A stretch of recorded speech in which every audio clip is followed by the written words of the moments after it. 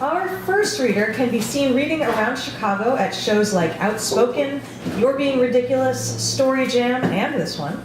And next to you at your favorite bar, skipping over all your songs on the jukebox. She has a weakness for reality competition shows and cries an average of 4 times during every episode of American Ninja Warrior. She also runs a bi-weekly podcast about coping called I'll Be There For You. But enough about her, let's talk about you. Please welcome Lindsay Eanet.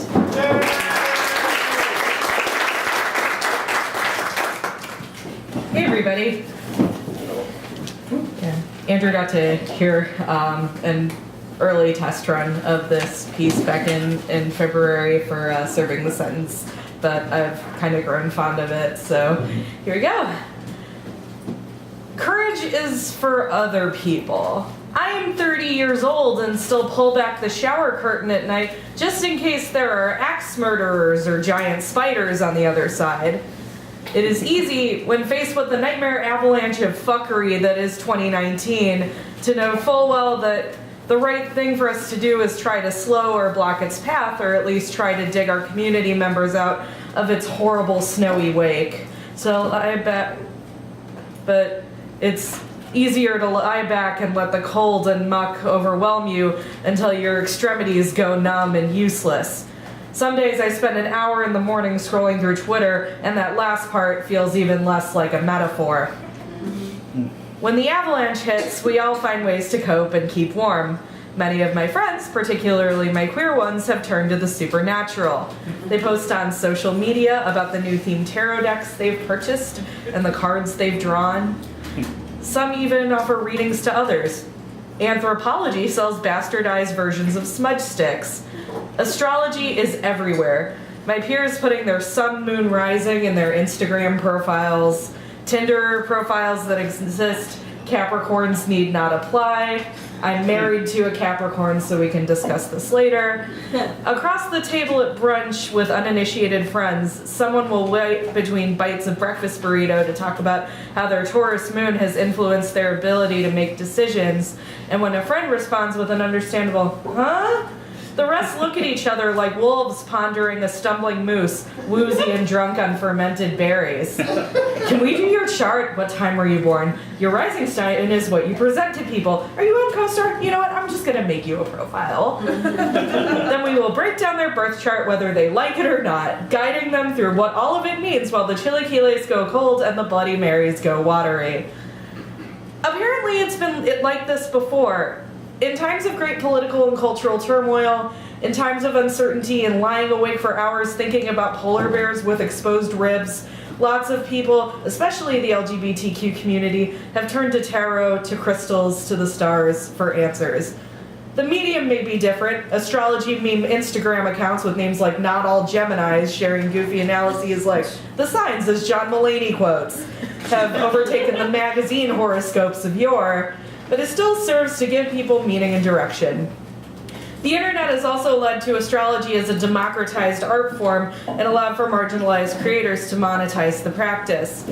As Heather Dockeray wrote in Mashable in a May 2018 piece about the resurgence of astrology in the queer community, if the president won't protect our community, there's always the stars. I've employed a whole Swiss Army knife of coping mechanisms beyond astrology. I've gone to therapy and medicated with substances legal and illicit. I cook when I can for my friends and loved ones, finding solace in the meditative chopping of green peppers and sweet potatoes, the warm smell of cumin and cayenne coalescing in a pan, the satisfaction of showing affection through food. I've phone banked and text banked and marched and written postcards and donated and knocked on doors for everyone and everything.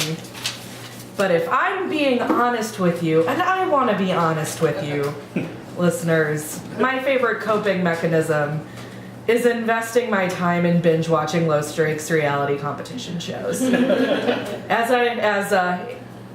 the team here mentioned, I cry an average of 4 times during every episode of American Ninja Warrior. Have you seen that show? Yes, I have. Isn't it amazing?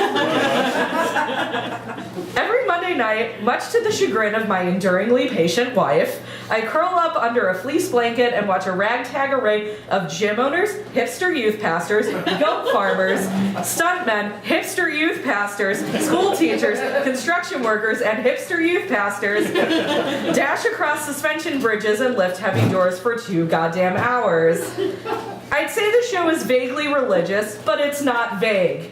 Impeccably coiffed perennial favorite Daniel Gill regularly runs the course in tank tops with one-word messages like kingdom, power, glory, forever and ever amen. One of the 2 top performers last season is literally known as the Papal Ninja. But American Ninja Warrior, like the Olympics or Survivor, is as much about compelling the audience to care about the competitors' narratives as it is their feats of full-on beast mode. Usually the show spends less time with the contenders on the course than it does touring their flooded home after Hurricane Harvey, or staying with them in their hospital bed as they beat lymphoma, stretching every frame of inspiration porn to squeeze the tears from your face holes. How can you watch this? My wife Una demands to know. It's so exploitative. Through this exercise, this love of spectacle and narrative, and watching people I will never meet literally and figuratively conquer impossible obstacles, I've realized something rather dark about myself. If I lived in the particular dystopia of the Hunger Games series, I would watch the shit out of the Hunger Games. I would have fucking Hunger Games watch parties. I would have snacks themed for each district, Hunger Games nacho bars, and encourage people to dress up as their favorite tributes. We'd have betting squares and an over-under on how many survived the initial mad dash slaughter at the cornucopia. I'd listen to podcasts about it, probably. I suppose it could be worse. I could be deeper into the culture than being just a fan. My wife jokes that her jujitsu practicing survivalist sister would be a career tribute. I could picture it too, Patty dutifully waving at the throngs of painted faces in the Capitol, but skipping with the pleasantries just so she could get to the competition faster. Sitting through her interviews with Tara Lipinski and Johnny Weir, because there's no way they wouldn't be the commentators in the Hunger Games. They already look like they'd be extras at the Capitol. I mean, I'd like to think that I'm better than this. I get that it's cruel, of course. I would worry for my career tribute sister-in-law's safety. I would read the tweet storms and think pieces finger-wagging at me for taking solace and enjoyment in the pain of others. I would feel the pang whenever the cannon fired, just as I do in this reality when I read about the mass displacement and strife caused by the Rio Olympics, the deaths of scores of migrant laborers building sports stadia in Qatar for the World Cup. When I watch football with my dad and names like Lizzie Seberg and Junior Seau flash in the back of my subconscious. I would donate to organizations I trust and call my representatives or whatever they are in dystopian Panem and march for the sake of some kind of absolution because whatever, I'm a good person, I'm allowed a shred of joy, right?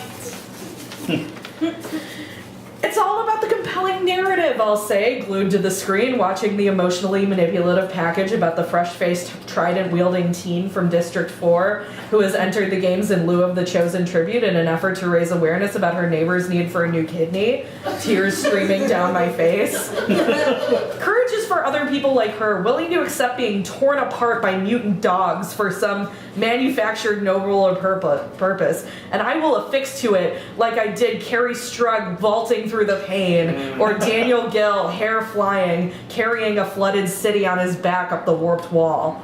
My wife will shake her head and ask if we can watch Gilmore Girls instead. Eventually I will relent, although I hope figure skating will also still exist in this universe because I want to watch Tara and Johnny, damn it. I know that compelling stories of courage and triumph and sacrifice are often fuel in the desolate cold of difficult times. They are for me, and maybe they are for you. Hell, watching the 2008 swimming relay was the only time I ever participated in a non-ironic USA chant. And I know, as someone who will DVR the entire Olympics, that sports and competition TV are often a fount of these stories. And that to get to these stories that help us cope and make us feel fuzzy about the triumph of the human spirit, there's often some dark shit just below the surface. Racism, violence, displacement, the perpetual enabling of Ryan Lochte. So what's your grand conclusion, Lindsay? I can hear you ask in your head while you're sending that text message you don't think I can see you sending. What should we do with all this? And the truth is, I don't know. I don't even know what it means to really be a good person in an age where we know so much about what's happening around us, but lots of us still have the luxury of looking away. I don't really know how to cope when all the face masks and breakfast burritos and astrology memes won't take away the zootrope nightmares of melting glaciers and jackboots. There's a lot of figuring it out to be done, and quickly, with ourselves and with each other, and maybe that would be better served to do in real life instead of on stage at a literary night. And in the avalanche of fuckery that is 2019, find your equivalent to the St. Bernard with a barrel full of brandy, but just don't forget your obligation to the beings buried under even more snow. So, just to clarify, no, I wouldn't really watch the shit out of the Hunger Games, but I'm not going to stop analyzing your astrological sign over brunch. Thank you.